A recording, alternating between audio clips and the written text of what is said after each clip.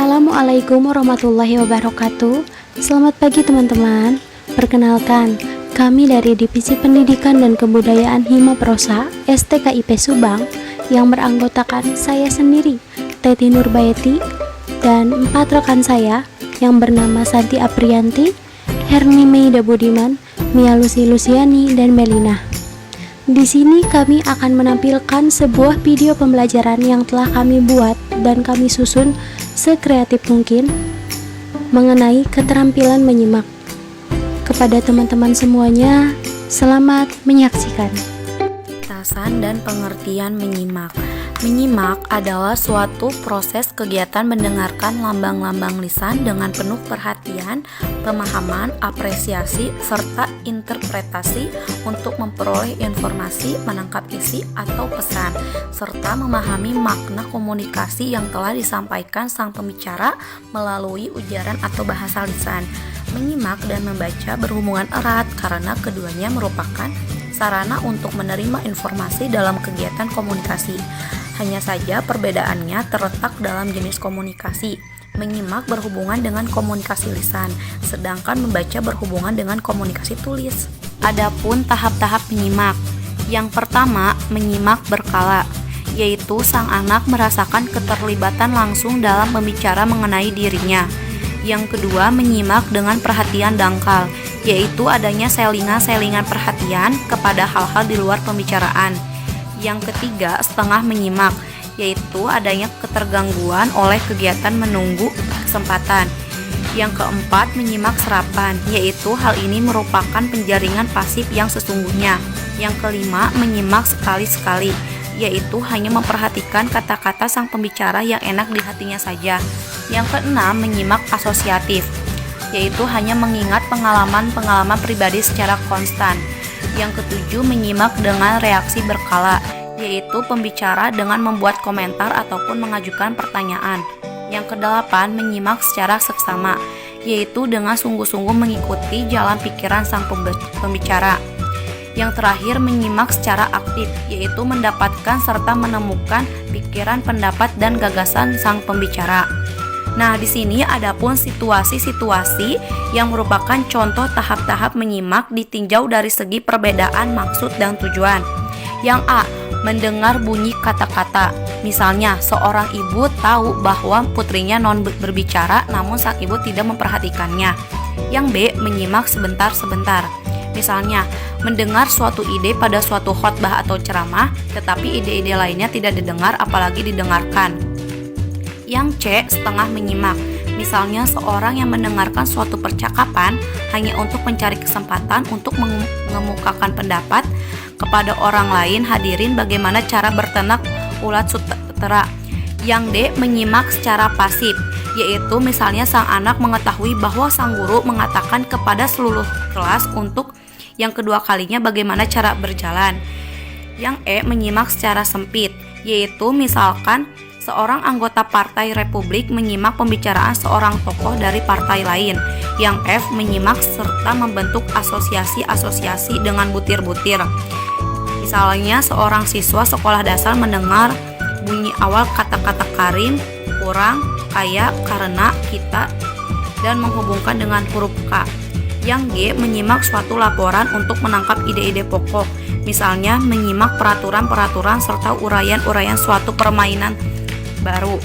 Yang H, menyimak secara kritis. Misalnya, seorang penyimak memperhatikan nilai-nilai kata emosional dalam suatu iklan advertensi yang disiarkan melalui radio.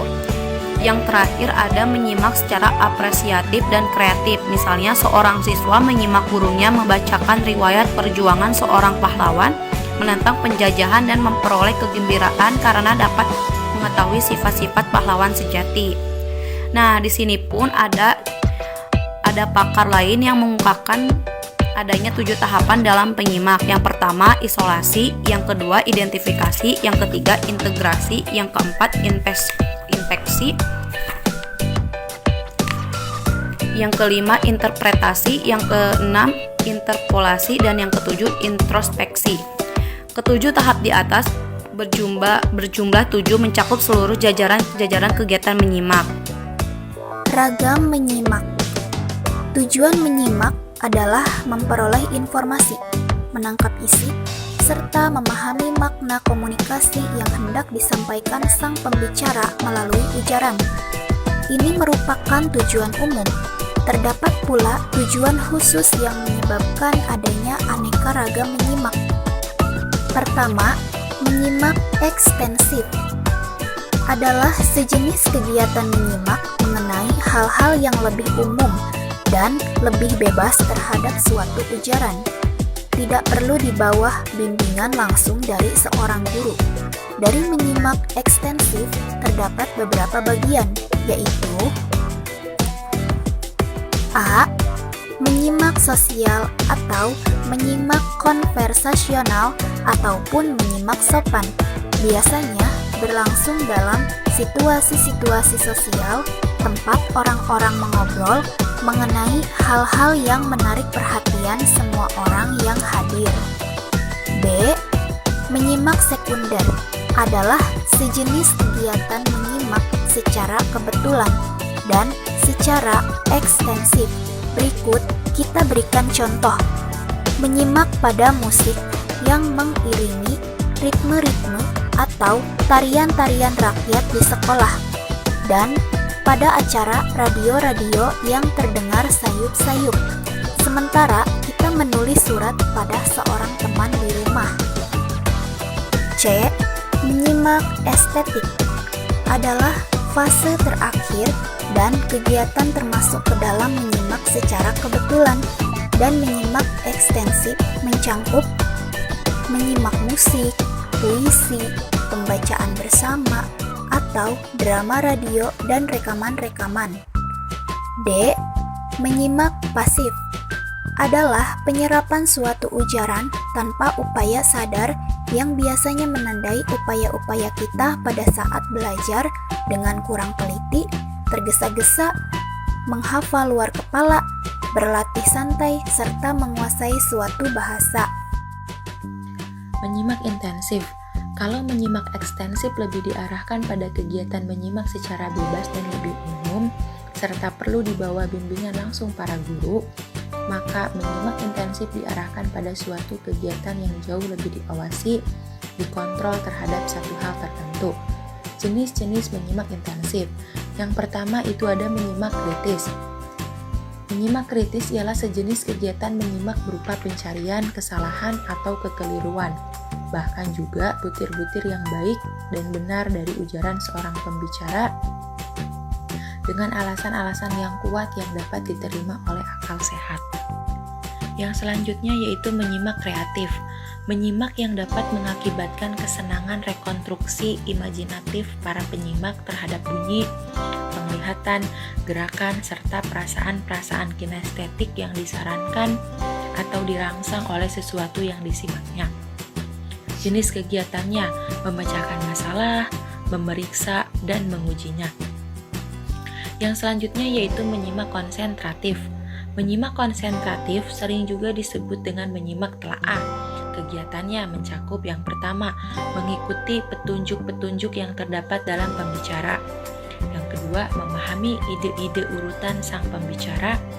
Dan yang ketiga, mencari dan merasakan hubungan seperti kelas, tempat, kualitas, waktu, urutan, serta sebab dan akibat.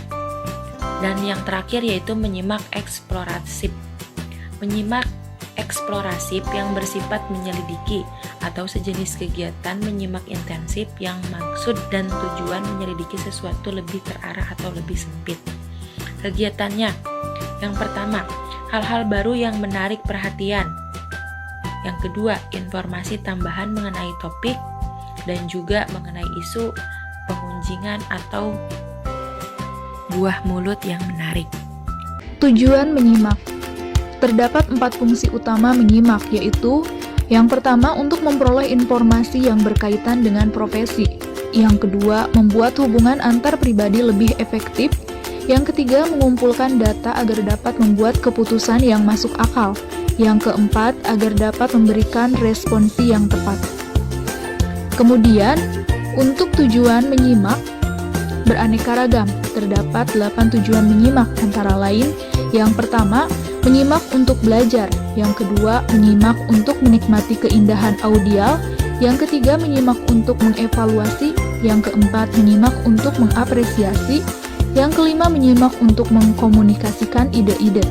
Yang keenam, menyimak untuk membedakan bunyi-bunyi. Yang ketujuh, menyimak untuk memecahkan masalah. Yang kedelapan, menyimak untuk meyakinkan. Untuk hakikat menyimak ada 6, yaitu yang pertama, sebagai sarana atau alat. Yang kedua, sebagai keterampilan berkomunikasi. Yang ketiga, sebagai seni.